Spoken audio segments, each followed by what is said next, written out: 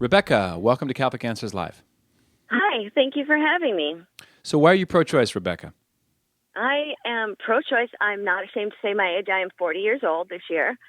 Okay. I was born in 1974, obviously, so post-Roe v. Wade. And I am pro-choice because I was raised that pro-life equals anti-woman, which is the first thing.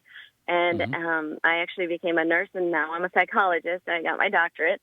But it wasn't until I got older, and as I told your producer, I'm pro-choice, but I want discussion. And I think right now in America, there is no room, especially for a woman of my age, to have a discussion from the other side. Right. I'm a cradle Catholic. I was raised Catholic, buried in the Catholic Church. My husband is actually from Belfast, Ireland, and very Catholic and very proud to be so. And Rebecca, we'll have to go here to a break really soon, but can I ask you a quick question? Your position, why is pro-life anti-woman? I don't understand that. I think that it's made to be all of the literature, all of the teachings, even in sex ed in schools. You can't tell a woman what to do with her body. It's her property. It's her choice. It has nothing to do with the woman, and it's going to save me somehow. Rebecca, this is Patrick. We're just about to run into that hard break that we have to take. We don't have a choice about the timing of it. But if you're willing to stick around a little bit, we can have have the very open topic you've been hoping to have, and now the country and the rest of the listeners around the world will hear it. So thanks so much for your question and for your willingness to engage. Rebecca in Barrington, Illinois, is pro-choice. She's married to a Catholic man from Belfast, Ireland, and she has been taught that, at least on an impression level, that to be pro-life is to be anti-woman. Have I summarized your position accurately, Rebecca? Yeah. Yes, you have. And actually, it was something I believe I just wrote down Trent's book that I have to get. I just remembered instantly in a moment of why I was pro-choice and when I first got that impression. And it was my first year of high school. I went to Catholic grammar school and for 8 years, and then I went to a public high school where in my very first sex ed class, all they did when they presented the topic of abortion was say, this is by men and older women and this Catholic Church who has the troubles with molestation, and they're totally anti-woman. They want to keep women in bondage. Rebecca, who told you that? It was my first sex ed teacher. We had Becoming a Person in my grammar school, where my dad is actually a teacher. Has been a Catholic school teacher for 40 I guess years. the cumulative effect built up All right, over Rebecca, time. I want to just address this so far because I guess I'm having a hard time seeing how a lot of this really relates to abortion very much. I mean, tell me this. Here's my position. All human beings have an equal right to live, regardless of how old they are or young they are, and regardless of whether they live in a crib or in the womb. Now, tell me, what is anti-woman about that position? I would understand if I said that only that women could not have abortions, but men could have abortions, that would be anti-woman. I'd agree with you. But I'm not saying that. I'm just saying all humans are equally valuable, have an equal right to live. Whether they're in the crib or in the womb, we protect their lives. Tell me, Rebecca, what's anti-woman about that? I now see your point having gotten older a little, but I am still fetal viability, which was defined supposedly the way that... I'm sorry? How do you define viability, Rebecca? Can the baby, the unborn, preborn, it's that language too, again, is looked down so much in society that I think people who are very pro-life don't really look around and see how we're teaching our young women. Okay, Rebecca, but what's viable? Viable meaning can they live by themselves outside of the womb? Okay. And that is how I still believe that that's how life's determined. Well, Rebecca, you're talking to two dads here. I remember the birth of my kids very vividly, Trent more than me. How long would your son last after being born if left alone? Yeah, if even now, my son's 4 months old, if he was left on his own, he would probably be dead in 24 to 48 hours. He can't care for himself. He's not viable in that sense. I mean, there are some children, they're not viable for decades, until they're 30 or 40 years old. They're so immature they can't care for themselves. I guess, Rebecca, here's my question. Why does viability matter? Why is it the case that we can say it's legal to kill a baby when they are totally dependent on their mom, but it's illegal to kill that baby when other people can take care of them? How does that make sense?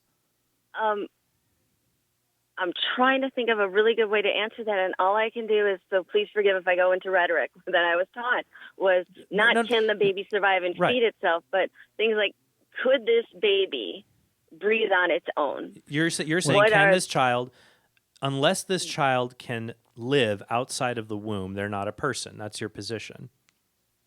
Yes, that is what I have believed for the longest time. Here's my question, though. Why isn't that child not a person when they're living and growing in the womb?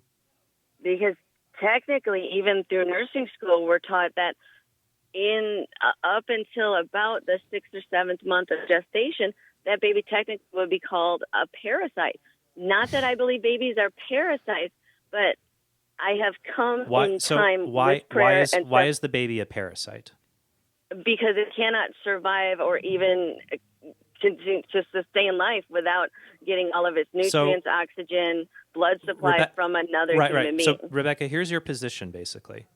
It's okay to kill a baby when they're at their maximum level of helplessness. Right? I see that, and does that sound compassionate? Does that sound not to say at all. It's okay to kill a baby because they're at their maximum level of helplessness? When they're at 90% helplessness, then it's not okay. Then it's wrong. When it's cute and cuddly, it's wrong, but before, it's not. And the only difference here is they've just become a little bit more helpless. What does it matter? That's right. When they're in the womb, they need their mother to survive. But we all went through that stage.